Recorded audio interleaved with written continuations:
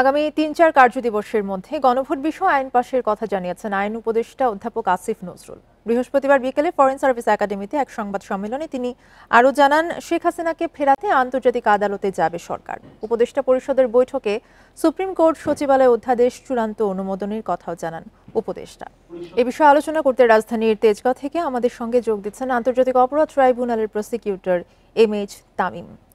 আপনাকে স্বাগত জানাচ্ছি ইন্ডিপেন্ডেন্ট সংবাদে। শেখ হাসিনাকে ফেরাতে আন্তর্জাতিক আদালতে যাবে সরকার। আন্তর্জাতিক আদালত কি ভারতকে বাধ্য করতে পারবে? জি, ধন্যবাদ আপনাকে। আসলে এটা আমাদের ট্রাইব্যুনালের দায়িত্ব হলো কোনো মামলায় কোনো অভিযোগ আসলে সেটা বিচার, সাক্ষ্য উপস্থাপন করা এবং বিচার পর্যন্ত নিয়ে যাওয়া। আপনারা জানেন যে সাবেক প্রধানমন্ত্রী শেখ হাসিনা এবং আসাদুজ্জামান খান কামালের বিরুদ্ধে মৃত্যুদণ্ডের রায় প্রদান করেছেন আন্তর্জাতিক অপরাধ ট্রাইব্যুনাল। প্রসিকিউশনের দায়িত্ব হলো যে এই রায়ের একটি কপি পররাষ্ট্র মন্ত্রণালয়ের মাধ্যমে ইন্টারপোলে পাঠানো হবে, যেটা আমরা এর আগেও পাঠিয়েছিলাম। যখন শেখ হাসিনার বিরুদ্ধে গ্রেফতারি পরোয়ানা জারি হলো, তখন এই গ্রেফতারি পরোয়ানার সাথে ইন্টারপোলে তার বিরুদ্ধে রেড নোটিশ জারির জন্য আমরা প্রসিকিউশনের পক্ষ থেকে একটি আবেদন করেছিলাম। এখন সেই আবেদনটা আবার রিভাইজ হবে। আমরা সেই আবেদনটি চেঞ্জ করে একটা কনভিকশন ওয়ারেন্ট সহ তার বিরুদ্ধে রেড নোটিশ জারির জন্য আবেদন করব, এবং সেই আবেদনের প্রেক্ষিতে আমরা আশা করছি যে ইন্টারপোল এই রেড নোটিশ জারি করবেন। এর বাইরে সরকার চাইলে এক্সট্রাডিশন ট্রিটির মাধ্যমে ভারতকে ফোর্স করতে পারেন, কারণ এক্সট্রাডিশন ট্রিটি ভারত সরকারের সাথে বাংলাদেশ সরকারের হয়েছে, কোনো ব্যক্তির হয়নি। সেজন্য সেই চুক্তিটি ইনফোর্স করার জন্য, এক্সিকিউট করার জন্য সরকার যে কোনো পদক্ষেপ নিতে পারে। এটা সরকারের বিষয়, এটা প্রসিকিউশনের বিষয় না। এবং এই আপনি যে যে পদক্ষেপের কথা বললেন, এরই মধ্যে শেখ হাসিনাকে ফেরাতে আর কি উদ্যোগ নেওয়া হচ্ছে বা আর কোনো উদ্যোগ নেওয়া হচ্ছে কিনা? না, আমরা যে উদ্যোগটা নিচ্ছি সেটা আমি তোমাদের বললাম যে আমরা অলরেডি রায়ের আলোকে তার বিরুদ্ধে ইন্টারপোলে রেড নোটিশ জারির জন্য, যে সে এতদিন যে নোটিশটি ছিল সেটি হলো গ্রেফতারি পরোয়ানার ভিত্তিতে। গ্রেফতারি পরোয়ানার একটা দুর্বলতা হলো কারো বিরুদ্ধে গ্রেফতারি পরোয়ানা জারি হলে বিচার শেষে তিনি খালাস পেতে পারেন অথবা শাস্তি পেতে পারেন, দুটি অপশন থাকে। কিন্তু কারো বিরুদ্ধে যখন শাস্তি হয়ে যায়, অর্থাৎ তাও যদি সেটা মৃত্যুদণ্ড হয়, তখন আমাদের কাছে একটি কনভিকশন ওয়ারেন্ট আসে। সেই কনভিকশন ওয়ারেন্টের বিরুদ্ধে কারোর জন্য রেড নোটিশ জারির আবেদন মানে হলো যে সে নিশ্চিত একটি আদালত থেকে পরোয়ানাভুক্ত আসামি, অর্থাৎ তার বিরুদ্ধে শাস্তি হয়েছে একটা কম্পিটেন্ট কোর্ট থেকে।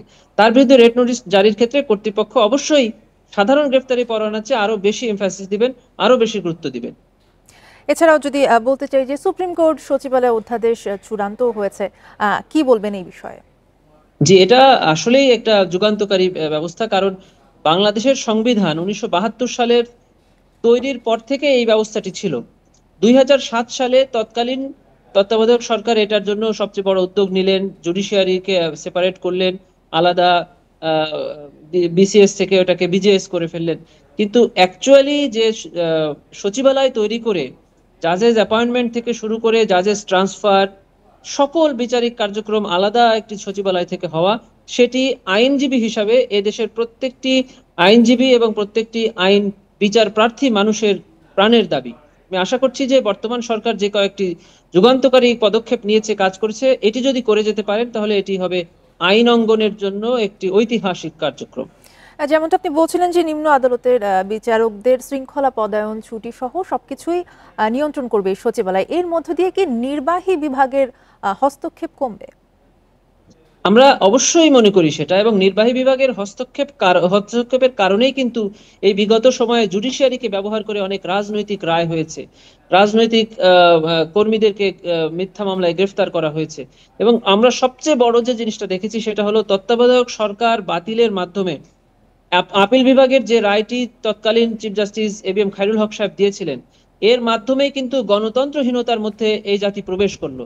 তারপর থেকে একের পর এক আমরা দেখতে পেলাম যে নির্বাচনের নামে প্রহসন হলো, মানুষ ভোটাধিকার হারালো, মানুষ গণতন্ত্র হারালো। এটাই শুরুই কিন্তু হয়েছে এই জুডিশিয়ারি থেকে, এবং ওই তৎকালীন জুডিশিয়ারিকে নির্বাহী বিভাগ নিয়ন্ত্রণ করার কারণেই সেটি সম্ভব হয়েছিল।